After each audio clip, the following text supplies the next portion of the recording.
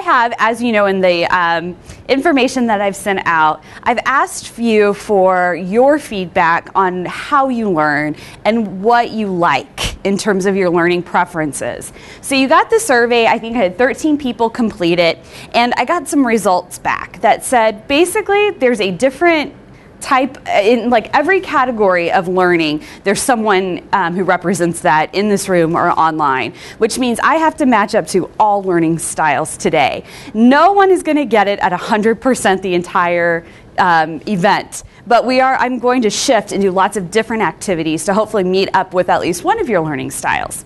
So when we get into the presentation, I'm actually going to show you the results and talk about what it means as a group.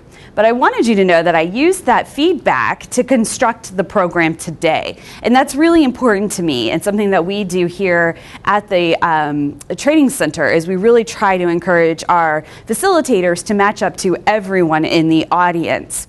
So in constructing it, today's program, looking at those learning results and thinking about what you need to know about training, I devised a way for us to kind of demonstrate, to experiment, and to really go through the content in an innovative, kind of fun way. So if you're here in the classroom, you're going to have to participate and talk and have some fun with us. If you're online, I need you to keep an eye on that chat, because we're going to be running a lot of chat questions for you to answer, and we'll be discussing your results. Alex is moderating today, and he's going to bring up any questions, comments, suggestions you have by telling me about it in the live classroom. So he's kind of our virtual assistant. So let's get started. I want to know a little bit more about you. And so what we're going to use is one of my favorite soccer balls. This is one of my favorite tools. And you'll see that every spot on the soccer ball has a different letter on it. And so what I'm going to do is I'm going to toss it to you, so you might want to watch your drinks. And wherever your left thumb lands, that's going to be your letter. And I want you to tell us your name, where you work, one thing you want to learn today that starts with that letter, and one more thing, a characteristic of yourself that starts with that letter. For those of you online, what I'd like you to do is to pick a letter that's in your first name and do the same. Tell us your name, tell us where you work, a characteristic about yourself that starts with that letter, and something you want to learn today that starts with that letter. So who wants to be our first victim? Thanks, Kara. B, that's a tough one. My name is Kara Hammis. I work at the ISDH lab on our outreach team. And something I want to learn that starts with a V is how to be very engaging when I'm in front of a crowd, and I would consider myself to be pretty vivacious. Nice, good job, thank you. Next. Just toss it to everyone. So P, my name is Sishi Dai. I'm from Indiana Minority Health Coalition. Something I want to learn is how to do presentations. And then also something about me, starting with a P, is I like to learn the process. I'm going through process learning, so just something always trying to go through process learning. Okay, good. Oh, my choice. Well, that's okay. That's kind of tough. My name is Stephanie Thornberry, and I work at the Marion County Public Health Department in the Chronic Disease Department. Today I want to learn how to better set up presentations and get the audience engaged more, besides just normal PowerPoint.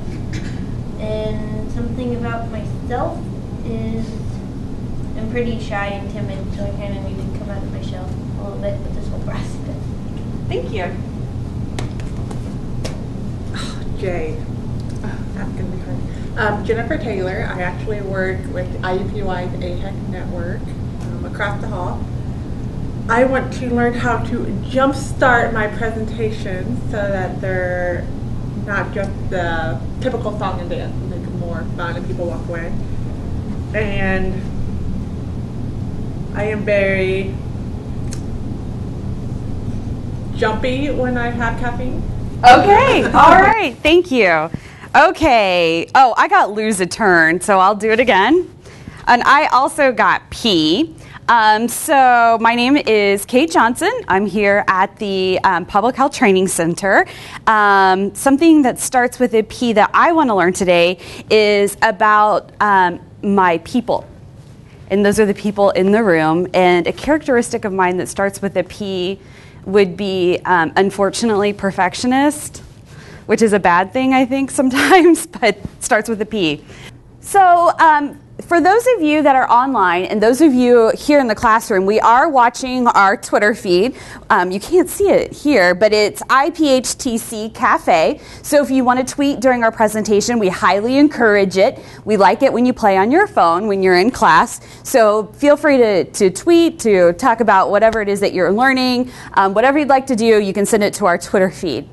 One of the things that I love about the Training Center is that we're so committed to continuing education and professional development. And that really hits on something that's important to me and part of my skill set. I know a lot of you work with me in the Training Center aspect in promoting programs and coming to our programs and things, but what you might not know is that adult education is in my background. I have a master's degree from Ball State University in adult and community education. I'm also certified in several different training techniques. Everything from storytelling as a way to train to dementia care, all sorts of different random things that I've collected over the years.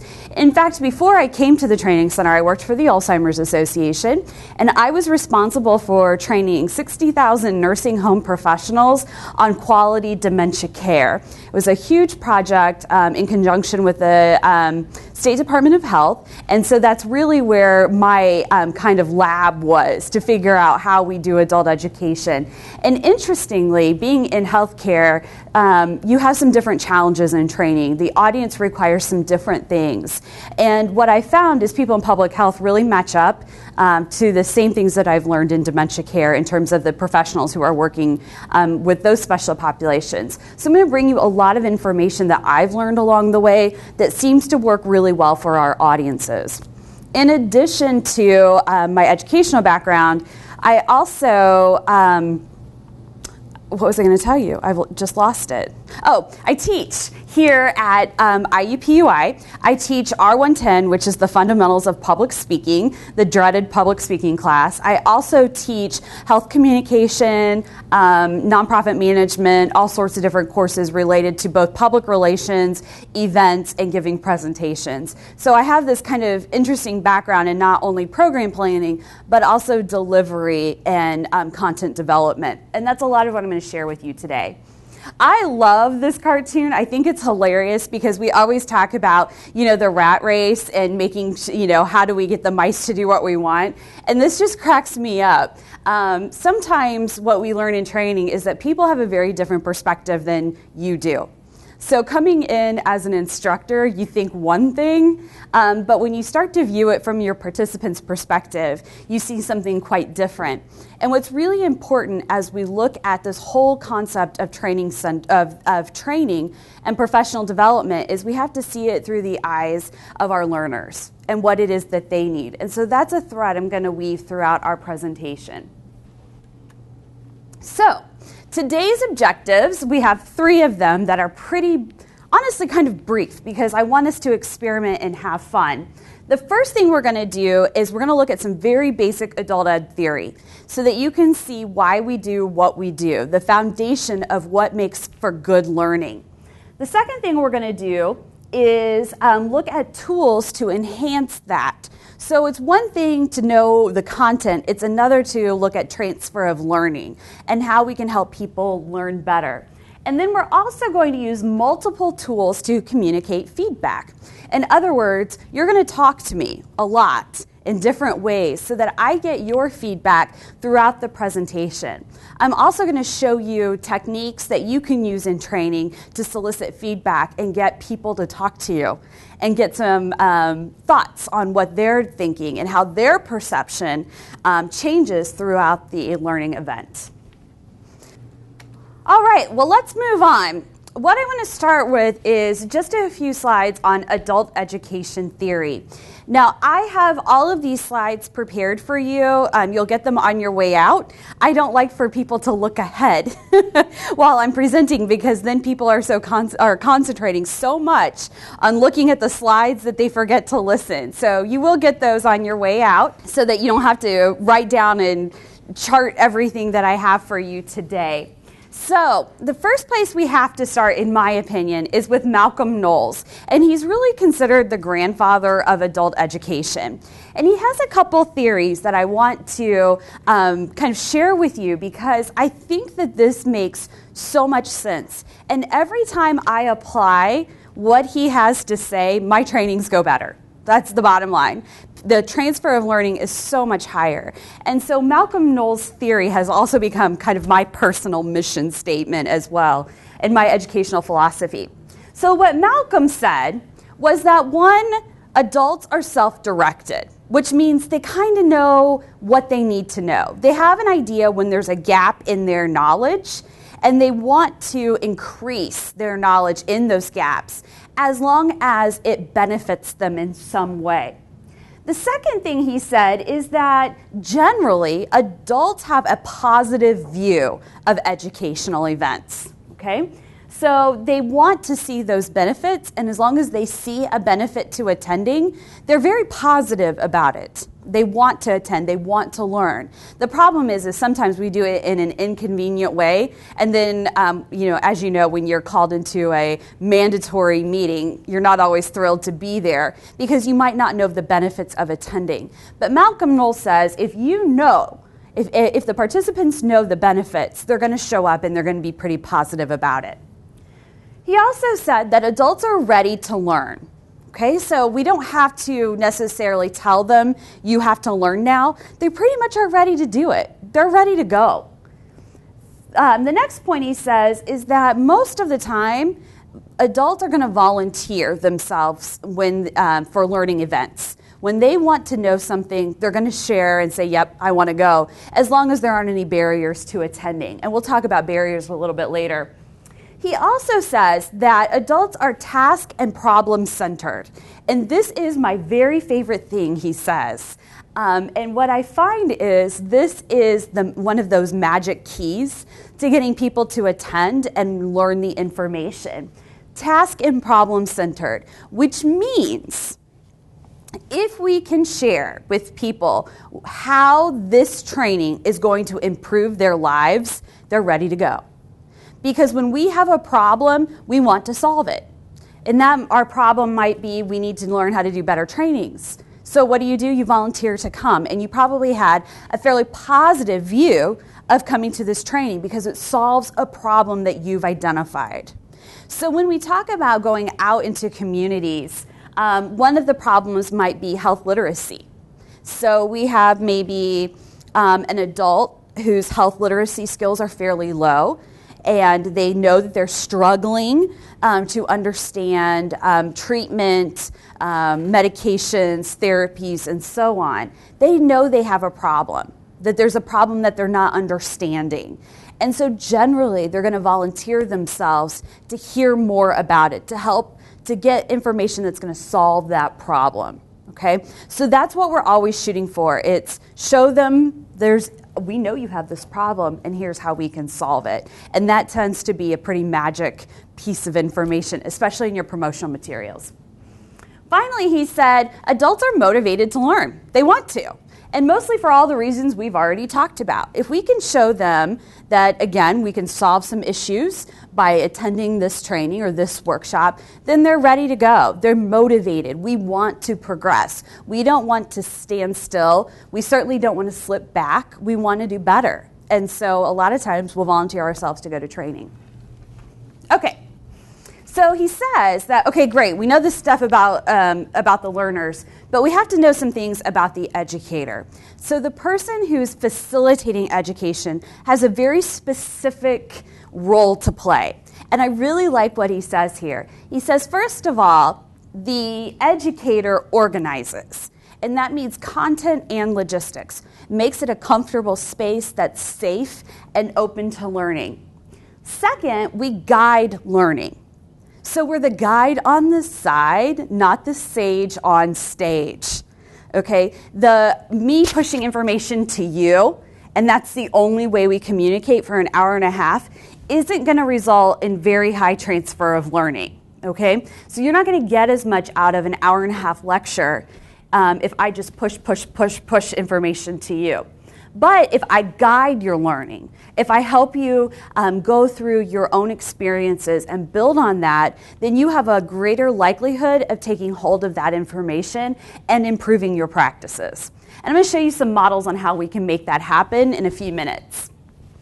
We also need to know that the educator values experiences and previous knowledge. All of you have something to give today.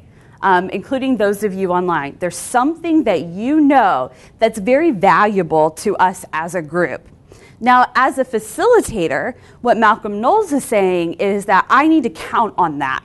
I need to bring that out and bring it to the table and listen to your experiences and value that you already have knowledge in this area.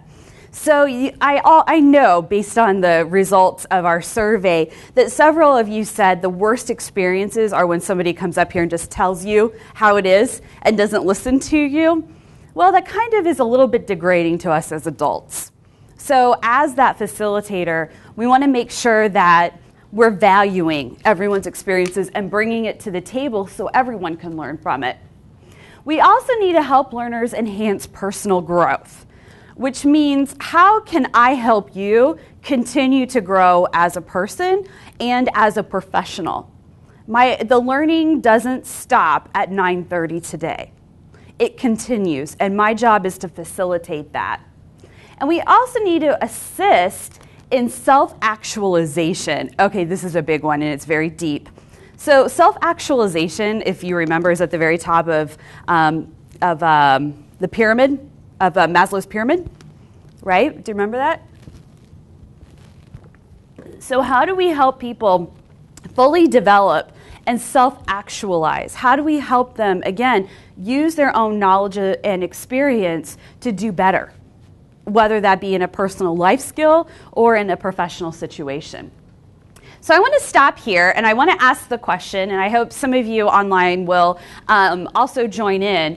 When you think about a person-centered approach, where we're putting the person first, how does what Malcolm Knowles say match up to that? So if you've ever studied patient-centered approaches, person-centered approaches, customer-centered approaches, it's all kind of the same thing. It's about putting the person first. It's not about you, it's about everyone else. And what I like about what Malcolm Knowles is saying is it's just that. It is person-centered. When we get together in a learning event like today, this is really about all of you, not about me. I just happen to have some knowledge to share. I've organized. I'm going to help you learn and grow. But this is not about me. I am not the dictator. I'm not pushing. It's about all of us together, just like what person-centered care say. So what I wanted to show to you today is another theory. And again, you'll get this as a handout, is the one resource I think every single trainer must have. This is the most practical, wonderful book I've ever read. It is filled with worksheets. It's easy to read. It's just phenomenal, and I just can't say enough about it. I gush over this book. And it is the Planning Programs for Adult Learners by Rosemary Caffarella. Rosemary Caffarella has done a lot of study on the practical application of adult learning theory. So how do you actually do it? That's great that we have all these theories, but what do you really do with that? And she created this awesome model called the Interactive Model of Program Planning. And you'll see that it has 12 different components to it. And this is how you program plan, in her opinion.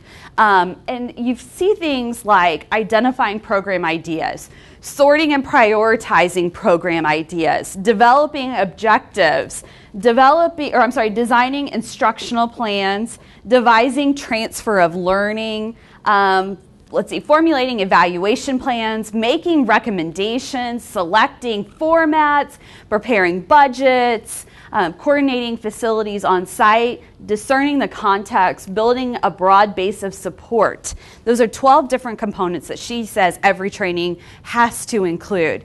Well, the bottom line is all of us are doing part of this already. And what this book does, and if you want to really learn about program planning, buy this book. That's what we're looking at, is this 12-step model. Here's this interesting statistic that is really scary for facilitators. Every 7 minutes, adults need something new to do. You have 7 minutes at a time, and that's it. That's not very much time. Not very much time at all. So, how crazy is this? You can lecture for 7 minutes, and then you have to go do something else. You can do small group work for maybe 7 minutes before attention might start to stray a little bit. You can watch 7 minutes of a movie before attention starts to kind of fluctuate a little bit. That's it. Not very much time, right? So that's why injecting these little bits of fun is an important thing to do. So what can we do to every 7 minutes to keep people interested? There's a couple different techniques we can use. We can completely shift gears and say, okay, I've lectured for 7 minutes, now we're going to go do a group activity for 7 minutes.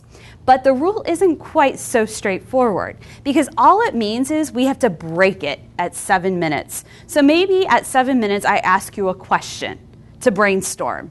Okay, we brainstorm for 2 minutes, and then I get 7 more minutes. Okay, or maybe I ask you to be self-reflective. I do this a lot with my undergraduate students who aren't comfortable talking yet in front of an audience, and so I'll give them some questions that they jot down the answer to and turn it into me. So I might say, okay, this is what, we've had this 7-minute lecture. Now I want you to write down, how do you think this impacts your speech-making process? And let them write it down. It maybe takes 30 seconds to a minute, but then I get 7 more minutes, okay? And then I can maybe at 7 minutes change completely and do a group activity. Now here's the thing, how many of you are teaching content where you feel like you can't break it? It's so serious and so complex and detailed that you don't want to break. Well, a lot of us, it's hard to think every 7 minutes I have to do something different. But if you just inject, if you just add a little something different each 7 minutes, you're going to have a better attention. You're going to have better transfer of learning. People are really going to get what it is you're saying. Another way you can do this is with our fidgets. And those of you that are at the table and those of you online may be able to see this. We have all sorts of little random toys. Okay, and these are called fidgets. The thing is that adults like to learn with multiple senses. Okay, we like to be fully engaged, especially people who are used to being busy. When I was teaching CNAs a lot, they couldn't sit still, because what's their life? For their 8-hour shift, they're up, they're moving, it's fast, fast, fast, fast, fast. So sitting for a couple hours isn't going to work so well. Fidgets are a great way to solve some of those problems and deal with our 7-minute chunk time. So fidgets just give learners something different to do. Notice that none of them require skill or effort. Okay, it's just something to hold in your hand or to wind up. These are particularly popular because you can wind them. Lots of people like to wind them and play with them and like this, or whatever. And again, that's helping break up that 7-minute cycle because you can remind people, oh, we'll have, don't forget you've got stuff on the table that you can work on and do. So that's the point of the fidgets. So feel free to try them out. Swap, look at different ones. I actually have 2 buckets of them. And you'll see that they're not expensive toys. It's okay if one of them gets messed up. I probably spent 50 cents on each one. So we've got plenty of opportunities to interchange the fidgets. So another thing that we get really stuck in to go in with this chunk-it goes with this cartoon. And for those of you who are in the classroom, I know the bottom is kind of hard to read. It says, my presentation lacks power and it has no point. I assume the software would take care of that. The dreaded PowerPoint. In a way, because we are so visual, we need something to look at. But at the same time, we don't want to have so many slides that are so text heavy and so big that that's all the learner focuses on. I think I have 3 minutes before I have to shift your attention. I'm watching. Okay, so the fifth one we have here is setting expectations and learning goals and sticking with them. A lot of times what I find are people who are teaching will develop goals because they have to for CEU purposes or because they think they need to do it, but then they don't follow through. And so you get to the end and it's like, what did we just learn? There's a particular woman here at the School of Medicine that I've known for years, and everyone loves her. I mean, they just speak the world of her. She's such a great trainer. I love her workshops. I love listening to her, and on and on and on. Everyone talks about her. The first time I sat through her class, I thought, what's the point? You know, she had these 3 learning goals at the beginning, but she never really got into any of them. And remember, if you're handing out your PowerPoints in advance, people can go back and look at it and be like, where is this? Where is this? What's this? But this woman's tangents are so all over the place that, yes, she's interesting to listen to, but she doesn't have a point.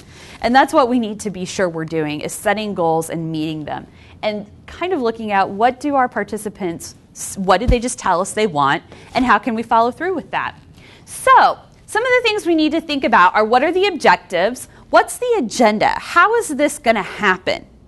One of the things that for me personally is I'm very structured. I need to know what's going on before it happens. I want to know, what's happening from 8 to 9 o'clock, from 9 to 10. I need a structure. And so while I didn't do agendas for this, and a lot of times you don't do agendas, you can at least say, this is how we're going to do it. We're going to start here, we're going to go here, and we're going to end here. And that satisfies those people that need the plan, that need to understand what's happening. What should the learner expect in terms of logistics and content? So where are the restrooms? Where's the food? Are people welcome to get up and take care of themselves? How does this work? What will indicate success? So what makes for a successful experience? And what are the responsibilities of the learner and the facilitator? Because we both have responsibilities. That's what Malcolm Knowles is saying. So this is an example of from a company and what they do as their learning expectations. They say that their programs are going to be creative, filled with expertise, fulfilling needs. There will be tips and techniques and practical skills and serious content delivered in a fun manner. Okay, so there's all sorts of things here that say this is what you expect from us. And I think this is a really good exercise for people to do as they're starting to train and developing how they train, is what is it that we can expect from you? Okay, so this is some interesting data that we got out of our last needs assessment. One of our questions was, what motivates you to attend workshops, and what are the barriers to attending workshops? So in a way, this is our needs assessment. This tells us how we need to promote trainings and what we need to do. And what's interesting is that when we polled our public health professionals, 89.2% said it's personal satisfaction that motivates them. And I just think that's amazing. I'm very inspired by that number, because that tells me that of the people who responded, most of them have a personal drive to do their best, that they truly want to improve their public health practices. And that's inspiring to me. That makes me want to work harder, because they're motivated by personal satisfaction. They also, a large number of people said, increasing my competence in a public health practice. So they want to, again, be better. So personal growth and developing competence. It's pretty amazing that so many people picked those 2 items. The barriers that we found were budget restrictions and costs for individual training. What isn't on this chart is that we found that over 60% of participants are paying for training out of pocket, which doesn't surprise us in public health at all. What is amazing to me, and what really speaks volumes about our public health community, is that they're paying their own way, and they're really motivated really motivated to do the best job they can and to be the best public health employee that they can be. That's impressive. That's really impressive. I think it just speaks to the dedication that our public health community has. Okay, don't leave evaluation just to the satisfaction survey. And I know Jennifer over here, being the evaluation expert in the room, completely agrees with me. I see her shaking her head. So there's a lot of different ways to evaluate training. I love the Kirkpatrick model because it's super simple. And what he's saying is that there are different levels that we need to assess: reaction, knowledge, behaviors, and results.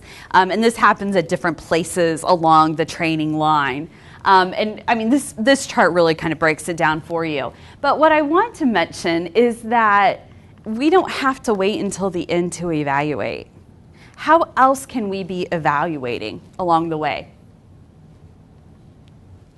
Give me some examples of how we can evaluate. How do I know if you're getting it or not?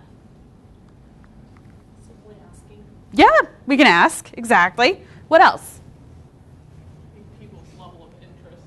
Mm-hmm. So if you're not following something, you're more likely to kind of stop paying attention. Right. What else? Just some of the cues that they're giving, like you said, she was nodding. Mm-hmm. Yep.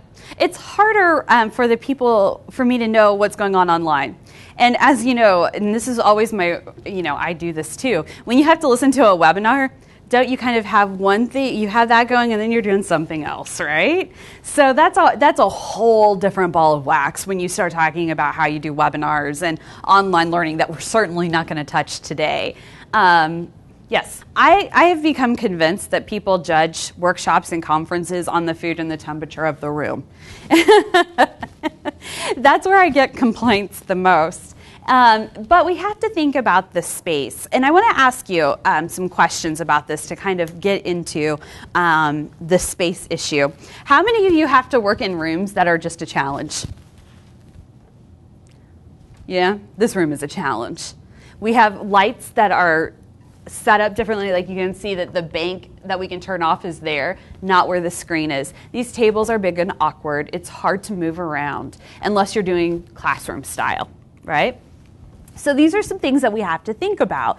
What kind of access do we have? Is there good access to the room? Do people know where it is? What about the room size and the structure? So how are you setting up tables? Because the different ways that we set up tables indicate different types of facilitation. So if you walked in, and those of you who attend our cafes know that most of the time it's classroom style. When you walk in and see a room set up that way, what are you expecting? A lecture, right? What happened when you walked into this room and saw the table set up this way? Expect more of a discussion. Mm-hmm. Right, and so the room kind of tells people what to expect. And that's really important because we have spare brain power, so we can listen and think about other things at the same time, right? But what we need to do is provide the learner with every cue possible as to what to expect and what to do.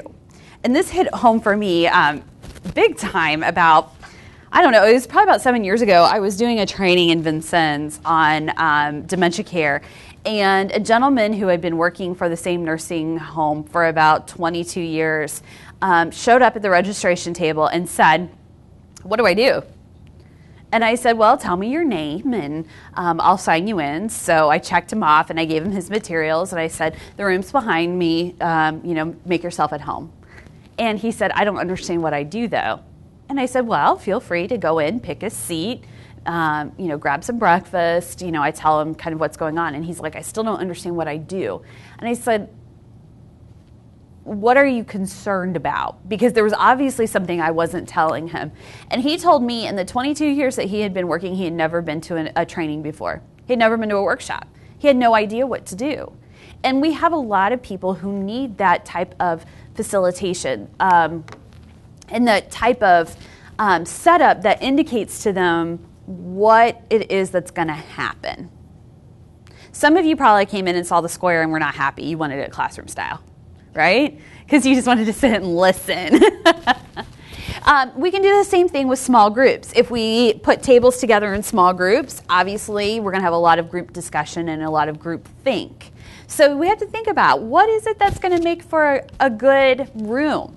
What presents itself as being fun and interesting or serious if need be?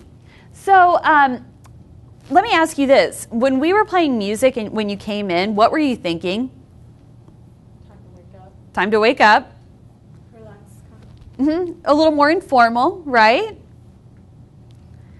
That's a trick that I like to use, and I don't do it for every training that we do, just on occasion, because it sets a different mood. You walk in and there's music playing. What? What's going on? Something different's happening today. And so that's a cue, again, that expectations need to change, that there's something different happening than what you might be used to. We also have to think about the noise, acoustics, and what technology we have available. But the bottom line is we have to make the most with what we have, which is hard. And I know all of us are working in weird facilities that have odd training rooms. We deal with it here. And so you just have to make the best with what you have. As much as I would have loved to have lots of space to walk around and do a gallery walk for you, in this room I just can't. And so sometimes the way you formulate your training and the activities that you decide to do are based on the room, more so than anything else. Okay. Number 9, I know you can't see it in here. Again, it's our space limitations here too, is to create a toolbox. And you see that I have lots of toys. I have lots of different things. I have pipe cleaners, cards, balloons, string. What else do I have? Oh, I have Zinc the Zebras, I have Beanie Babies, I have a bus. Now, a lot of these are free giveaways. This is from Indigo. And so sometimes we can say things like, we can break out this and say, who is it that you need to get on your bus? And if we're talking about community support and getting the right people on the bus. So we could pass this around and ask who needs to be on your bus for your situation. I also have fun things, like to control, this isn't it. Oh, it's over on the other. I have pennies for icebreakers, very quick icebreaker. You pull a penny and whatever year is on that penny, you tell us something that happened to you. All sorts of different things. Now, why? Because it breaks up those 7 minutes, right? So here's my secret source of information. I'd like to say that I think of these things myself, but I'm not that creative. Instead, I have a fabulous website to share with you.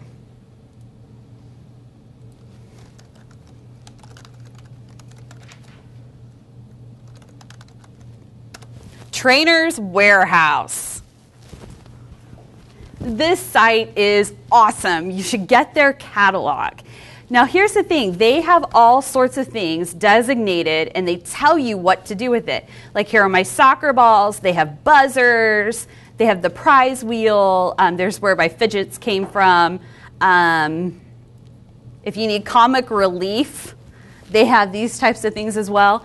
I will admit that I look at this catalog, I shop it, I look at how they're using things, and then I head to Walmart. And a lot of times I can find similar things there cheaper. But I highly recommend checking out this website because it'll help you develop these tools to make things fun. One of the things that I want to point out is that all of these tools can be used for multiple things. It's not, oh, I'm doing a training on communication, so I better have X, Y, and Z. I buy things that I can use in multiple ways and in multiple projects. That way I'm not wasting money. I would say that in all my training tools, when I got here, I probably spent maybe $150. And I've purchased a few things since then, but not very many. A lot of my fidgets are giveaways that other organizations are handing out. So when I go to trade shows and stuff, I just grab their stuff and throw it in the box. Like those stress balls. I think some of the stars might have a logo on them. I don't mind. It doesn't bother me, and I don't think the learners mind either. But that's a great way to enhance your training, is to have stuff that's interesting. So have things that if your training isn't going well and you get a lot of silence, how can you change that? How can you make interaction happen? And that's what I do with a lot of my tools. What's going to make your space feel more comfortable and interesting? And technology helps. One of my favorite things to do is the Poll Everywhere, because most people have a cell phone and most people have free text or unlimited texting, and they're happy to sit there and text and do something different. The same thing with our Twitter feed. So sometimes you just have to think about what software's out there that might be free of charge for you to use. Okay, and then we have to think about keeping that cycle moving. So after a training happens, how can we keep the information flowing? You can do all sorts of interesting things, bulletin boards, bathroom readers, of course using email and other types of electronic communication, or maybe you schedule a 10-minute follow-up. When I was doing a lot of staff training at the Alzheimer's Association, we just made it a point that at our staff meetings, we had 10 minutes to debrief and to reflect on what we'd learned in the previous month's learning session. Just 10 minutes to say, hey, so what's still with you? What are you still thinking about? And it was always a great conversation, maybe just 10 minutes to reflect, which kept that learning process happening. So here are our objectives. Do you think we met them? We looked at some tools, we looked at theory, and we worked on communicating feedback in a variety of ways. So would you say that we met the needs of our group today? Yes? Yes, I see nodding, so I'm going to take that as a yes. Okay, so the question then becomes, how are you going to improve? And since we're running a little short on time, we're going to pass the zinc. And I'd like to have all the people online give us one thing that they've learned today that they plan on implementing. And then we'll do the same in here. I wrote lots of notes, but I saw more ways to interactively get feedback throughout the presentation, not just now. Okay. I liked the 7-minute rule, thinking about trying to re-energize them and switch gears every 7 minutes. Okay. So it's helpful. Yeah, same here. We have a lot of trainings that are really lecture based, like they're information heavy, so just how do you break that up and it's not just talking at the people that are there. Like interaction, like sort of text, and then get people engaged, and then not just playing phone wise, and then engage the whole presentation. I learned better ways to get ideas for future training since I have to do a few each year. Okay. So at least all of you got one thing to take back with them. And for an hour and a half, that's pretty good. If you only walked away with one, that's really going to improve the way that you work. That's a success. Well, for those of you that are in the room, you have our satisfaction survey. We actually do look at the results. So if you don't mind filling that out for me. And then for those of you who are in the classroom, there is a handout of my slides and a packet that I did a couple of years ago. It still has my old name on it, sorry. That gives you kind of everything we've talked about in a nutshell, as well as resources to go to. So you can pick that up on your way out as well. And then we have the basket of all sorts of fun goodies. Help yourself to one of those as well. Thank you so much for being here. It was fun to be with you and get to know you a little bit better. And it's always a pleasure to have our online audience with us as well. So I hope to see you again very soon. If you need any help with chunking, with ideas, anything that you need, feel free to contact me. I'm happy to help.